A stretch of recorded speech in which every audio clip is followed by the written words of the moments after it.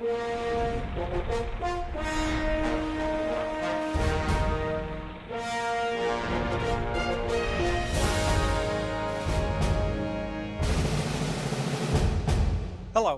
I'm Tom Rothman of 20th Century Fox. Welcome to the second season of Fox Legacy. We're glad to have you with us. Parliament, pleasure vent, did it. Mamsells every time they're short of rent, did it. Let's do it. Let's fall in love.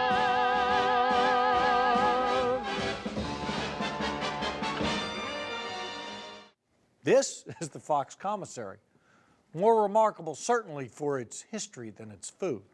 Indeed, there are 4 separate places to have lunch on the lot now, and all the young and hip folks eat over at Moe's Cafe in one of the new buildings. But being neither young nor hip and being fond of Hollywood history, I eat here most days. And this place does have more than its share of history. The mural on the wall dates from 1935. One of the creators, Alberto Vargas, was a production artist who later became known for the popular World War II pinups, the Vargas Girls. Its Art Deco designs represent a world tour with the big Fox stars of the day incorporated within it. Over there is Shirley Temple, the child star who saved 20th Century Fox in the 30s. She's painted just to the right of what was her own special room. Now, in the studio era, of course, contract stars and directors routinely ate at their studios' commissaries. They were self-contained little clubs, so it wasn't at all uncommon then to see famous faces, some still in makeup, sitting around these tables. But there never was, probably in the whole history of Hollywood, an array of stars in one place at any one time as those assembled in this very room on September 19th, 1959. They were all here that day. Liz Taylor, Judy Garland, Edward G. Robinson, Gary Cooper, Kim Novak, Kirk Douglas, Jack Benny, Henry Fonda, Bob Hope, Charlton Heston, Tony Curtis, Janet Leigh, Marilyn Monroe, who, for the first and probably only time in her adult life, was not late, but actually early for lunch. And those were the lucky ones who got in. No agents, no spouses, unless you were Eddie Fisher, just pure, absolute pecking order stars. In my experience, the hardest ticket to come by in Hollywood these days is for a seat down in the orchestra at the Kodak for the Academy Awards.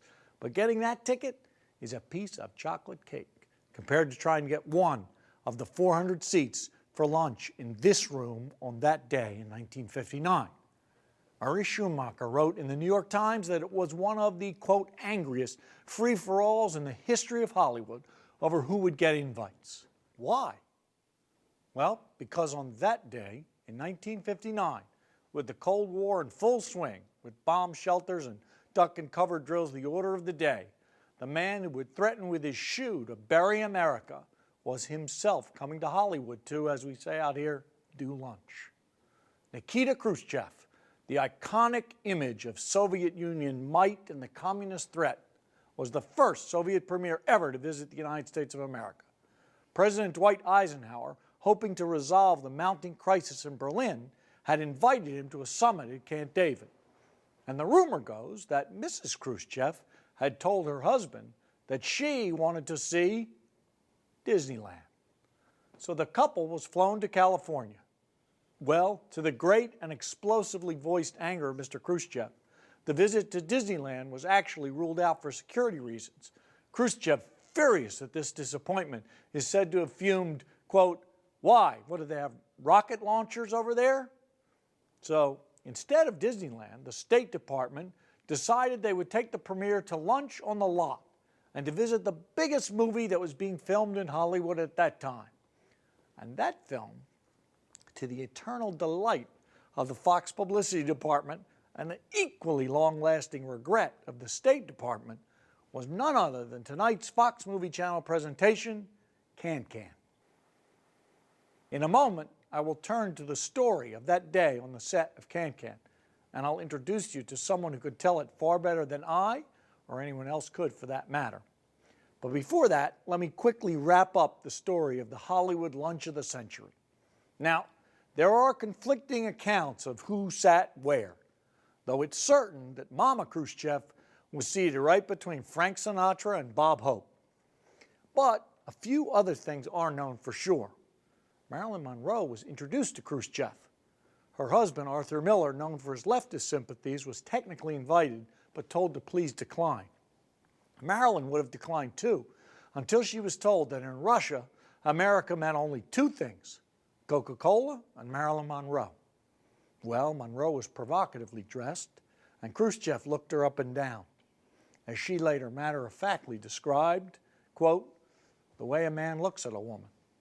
In other words, communist or capitalist, every man alive ogled Marilyn Monroe. Mrs. Khrushchev is said to have turned at one point to Gary Cooper and said, "Have you played a cowboy?" His perhaps apocryphal answer, "Yep." But for sure, the most unlikely spectacle of all was the impromptu debate that occurred between Khrushchev and the head of Fox Studios at the time, Spiros Skouras. This I was not going to tell in my speech. But your country is the greatest corporation, the greatest capitalistic firm, the greatest monopoly the world has ever known. A very good monopoly. For a delightful recounting of this, I commend you to Peter Carlson's article in Smithsonian Magazine. But suffice it to say, it became international news and the stuff of legend. Skouras was a Greek immigrant who came to this country at 16 and spoke English with a very heavy accent. Hollywood gates are open to every person in the world as long as has something to contribute. Unlike, I must say, the second Greek to be chairman of Fox, my urbane, erudite, and eloquent partner, Jim Giannopoulos. As Skouras' defense of capitalism and the American dream grew more passionate, his accent thickened and thickened. And Khrushchev, who several times on that day revealed a fine sense of humor, turned to his interpreter and said, "Why interpret for me? He needs it more." Well, Eisenhower's efforts to de-escalate might have worked, because Khrushchev came away from his meetings thinking that Eisenhower was a reasonable man. But on the 1st of May, 1960, a Soviet surface-to-air missile shot down an American U-2 spy plane over Soviet territory, captured Gary Powers, and the Cold War got hotter very fast. But on that afternoon, here on the lot, Khrushchev and Mama Khrushchev seemed relatively benign. After they left the commissary, they went to Stage 8 to view an American movie, which were banned in Russia at the time, actually, being made. Now, I mentioned that the State Department rued the choice of Can-Can, and Fox rejoiced. Well, that's because the day after the visit, Khrushchev pronounced the movie immoral. This, doubtlessly in response to the gasp-inducing moment when a male dancer slid between a woman's legs and emerged holding her underwear. But what a gift such a condemnation was to the box office. Can-Can opened with a bigger advance sale than Ben-Hur. Banned in Boston strikes again. Can-Can was a liberal interpretation of Cole Porter's Broadway musical the same name. The movie version combined characters, for reasons we'll hear later, added new ones, and incorporated fresh Porter songs as well. It had an international superstar cast, and we have one of those superstars waiting for us back on our brand new set for Fox Legacy, ready to share her experience of the day with Nikita Khrushchev.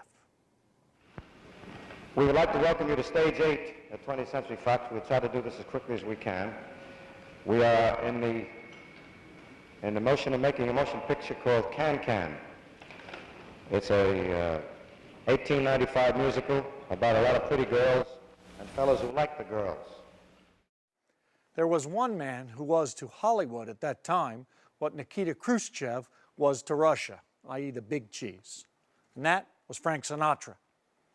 Now, as is often the case with superstars at their height, what Frank wanted, Frank got. And Frank wanted a very particular leading lady for Can-Can.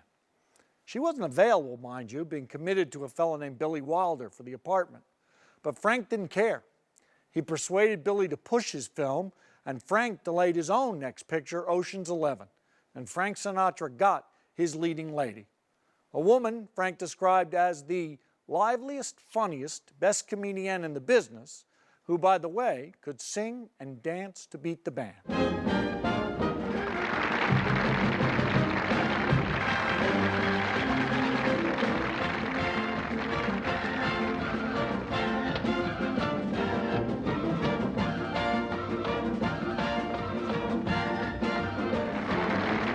That young woman has gone on to cut a swath through Hollywood history, spanning eras and leaving indelible marks on the entire modern course of the art form.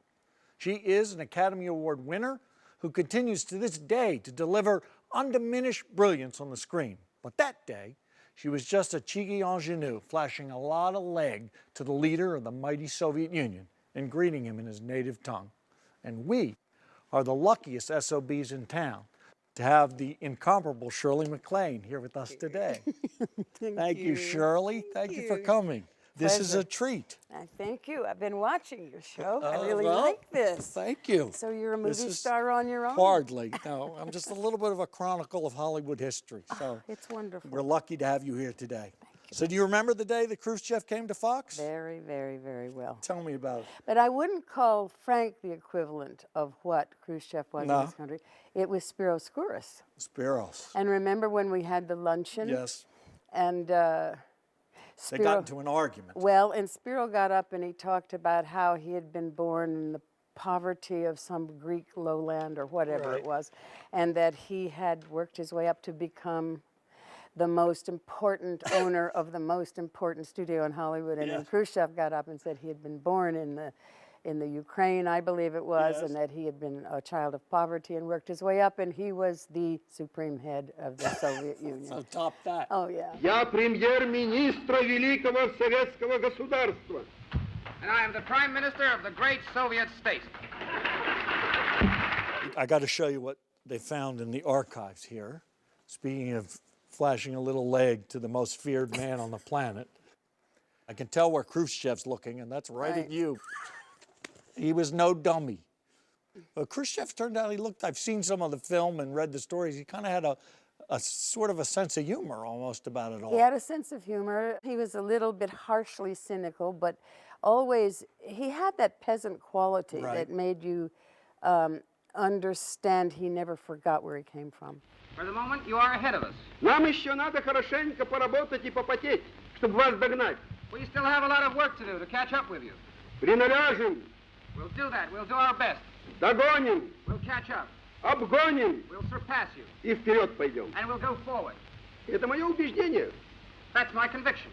Вы можете смеяться над этим, но посмеетесь, когда мы, знаете, обгоним вас и скажем: господа капиталисты, до свидания, наш поезд сюда идет. Пожалуйста, за нами. You may perhaps laugh now, but when we overtake you, wave our hands and say, capitalists, goodbye. Our train is going ahead. Catch up if you can. Then after lunch, they trotted him all over, and and you guys did the can-can. Those costumes Right. were Irene Sheriff originals, Right. and she insisted that they be the original fabric, which my costume weighed 75 pounds.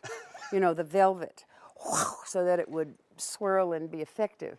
But you know, when you did the film, Right. you shot little sections, Bit by but bit. in front of the great Supreme Soviet head of the, we had to do it all at once, and I thought I was going to have a coronary heart attack. You ran through the whole. We did the Show. whole thing at once. Certainly enough, I hear, to appall Mrs. Khrushchev, because I gather there's the moment when the men slide through the ladies' legs and emerge avec their underwear, and Was the problem. that was.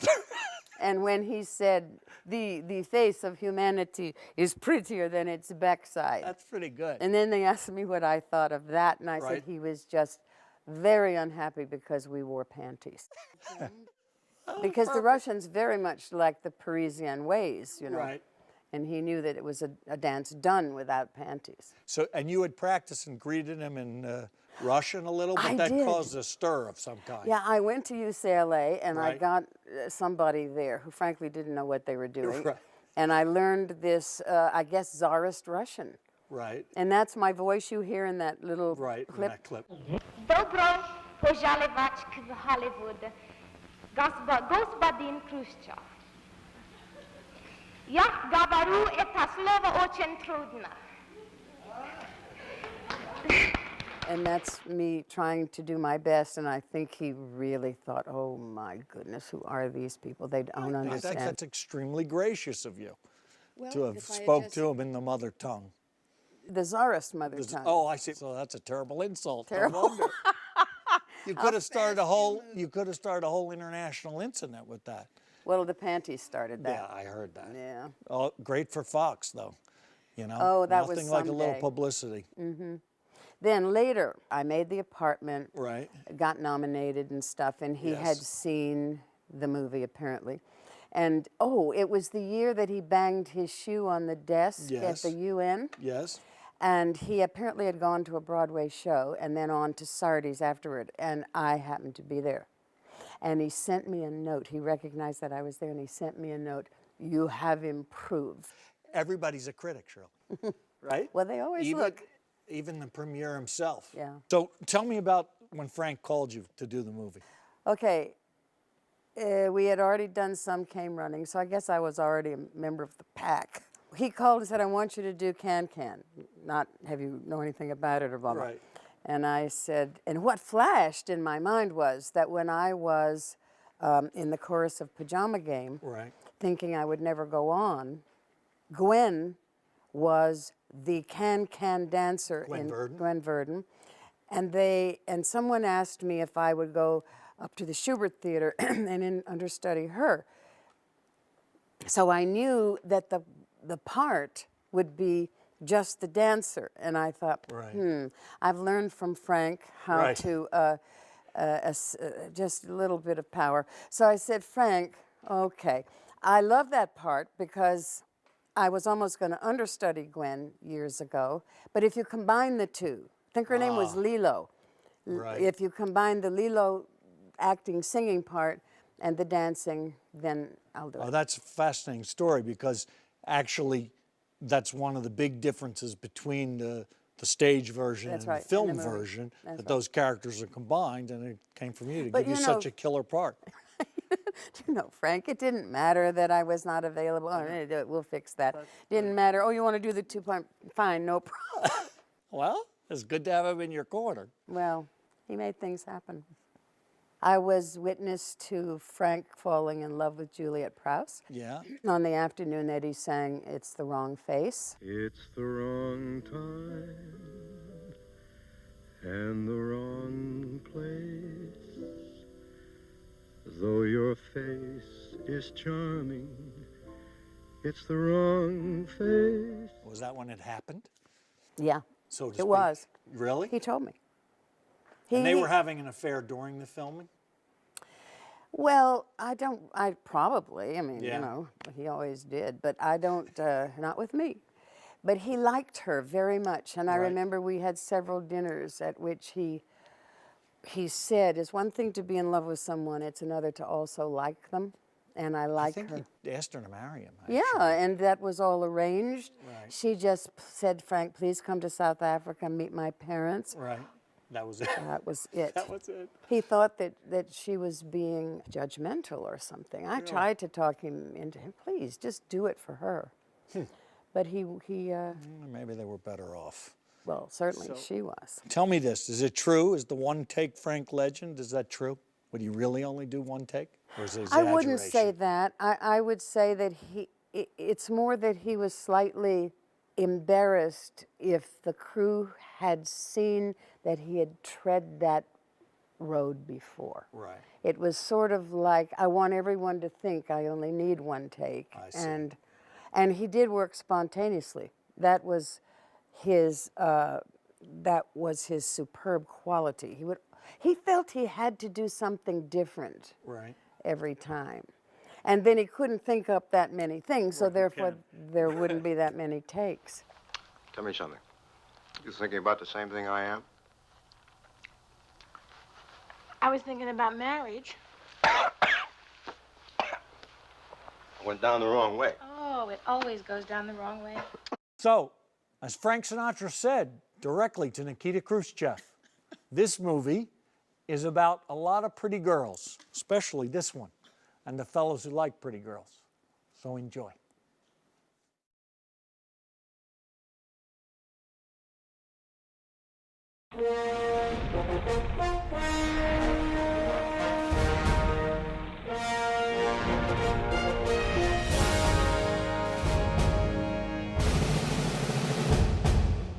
Welcome back to Fox Legacy.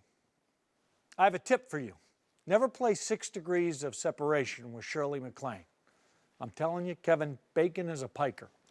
Here, courtesy of my friend, the terrific writer and producer, Dan Petrie, is a little list. So I ask you this. What do the following people have in common? Ready? Anthony Quinn, Jamie Foxx, Vincent Minnelli, Julia Roberts, Dean Martin, Audrey Hepburn, Nora Ephron, Cameron Diaz, Thornton Wilder, Will Ferrell, Edward G. Robinson, Rex Harrison, Lillian Hellman, Taylor Lautner, for you twihards out there, Jerry Lewis, Vittorio De Sica, Kevin Costner, Dolly Parton, Sally Field, Peter Sellers, Susan Sarandon, Anne Bancroft, Curtis Hanson, James Garner, Jennifer Garner, Dame Peggy Ashcroft, Richard Lord Attenborough, Brendan Fraser, Hal Ashby, Deborah Winger, Melvin Douglas, Sammy Davis Jr., Mikhail Baryshnikov, Ingrid Bergman, Nicole Kidman, Omar Sharif, Anthony Hopkins, Herb Ross, Gary Marshall, Robert Duvall, Carrie Fisher, I.A.L. Diamond, Bob Fosse, James L. Brooks, Paul Newman, George C. Scott, Frank Sinatra, Ashton Kutcher, Michael Caine, Mike Nichols, Billy Wilder, Jack Lemmon, Robert Wise, Meryl Streep, Alfred Hitchcock, Gene Kelly, William Wyler, Jack Nicholson, Clint Eastwood, and Warren Beatty. Oh. What do they have in common? They have all written for, directed, co-starred, or in the case of Warren Beatty, shared parents with the incredible Shirley MacLaine, our guest here today on Fox Legacy. And plus, as we've shown from before the movie, you can add Nikita Khrushchev to that list. And there aren't many people who could say that. That's quite a list. Did Dan do that? Dan Petrie? Yes, he did. That is really That's wonderful. very impressive. And that's A only lot the of names. people in show business. That's right. That's That right. is really wonderful. It's quite a career. Do you mind telling us a little bit? You made a bunch of pictures here at Fox besides Can Can. Some of them are arrayed back here. I see. I forgot that I did Turning Point here. Yes. Talk about the dancer. And In Her Shoes, used people we shot in Canada, but that's right, it was here. How about What a Way to Go? Dick Zanuck said that when he came back to the lot, that was one of the first pictures he made, and because it was a hit, it kept the studio going. Yeah, he told me that. I just remember that dress, Tom. That dress, at the time, Edith had made it for me for that picture, $30,000 US. Never had one lunch hour on the whole film because I was into fittings. Do you have a film or a couple of films that in 100 years you think will stand above the others? Oh, God. Well, I think Terms of Endearment will. Is that your favorite film you made? Listen, it was so difficult to make. That's the part that I think of. And then I think to myself, maybe Norman Mailer is right. You have to have chaos to have art. Right. But, and as we did it, that's the only picture I ever walked off of. Really? Because of what was going on. Yes, well, it's We don't want to get into legendary. But was it the hardest role you ever did? that. No? No. What no. was that? Well, it was easy because I think I'm kind of like Aurora. Right. And if they put it on my tombstone, it wouldn't bother me at all. But it wasn't hard. Tell us people that you'd love to work with. You worked with more than once. The two Jacks, I loved them, Yep. really. Nicholson was so different than Lemon. Nicholson was spontaneous. Right. I remember once on Terms of Endearment, Yes. she goes over and she says, you asked me to lunch about a year ago. Right. How do you feel about that? You know, and every time he would answer the door, he would have a different attitude. Once he was drunk, once he had a hooker with him, once he was stumbling, once he had most of his clothes off. So that helped be spontaneous with the Right. scene. Lemon was always Precise. and very well rehearsed. Sometimes, actually, I'd come in on my days off and watch Jack work. And Billy was so enamored of his talent that he would sometimes have Jack do 16, 17 takes. Of course, they didn't work, but I think he wanted to see how So long one was a this. very technical actor and the other a very instinctive Very actor. Is that fair to instinctive. say? That's right. So you've given up dancing, but not acting, never acting, I hope. Any thoughts of retiring? I don't think about that. No, I don't like that. When you get to be my age, you love the idea of putting on or putting yourself in to yet another character. I'm not one of those method actors by Right. any means, but I love the idea of being someone else for maybe 8 hours a day. I like that a lot. And I love a director who will just tell me how that's going. Fabulous. Well, you spoke earlier, Shirley, about it was all predestined for you in some way, and this is a Fox show after all, so I have to ask you last. Is it true that you were named for Shirley Temple? Because she was a Fox star, too. She kept the lights on at 20th Century Fox for many years. Yes, she did. Yes, she did. Kept your studio going. There we go. My mom and dad tell me, I still talk to them. They said on the way to the hospital she was in, I guess, one of your pictures. Don't know which one, but she was up They there. were all our pictures. And they said, let's name our daughter after her. There's no way I could have done anything else. It was predetermined, as you said. Well, fate's been very kind to us all. So thank you so much for coming, Shirley. Thank It's you been a for real treat. being part of my fate. Thank you very much. For Fox Legacy, I'm Tom Rothman. Good night.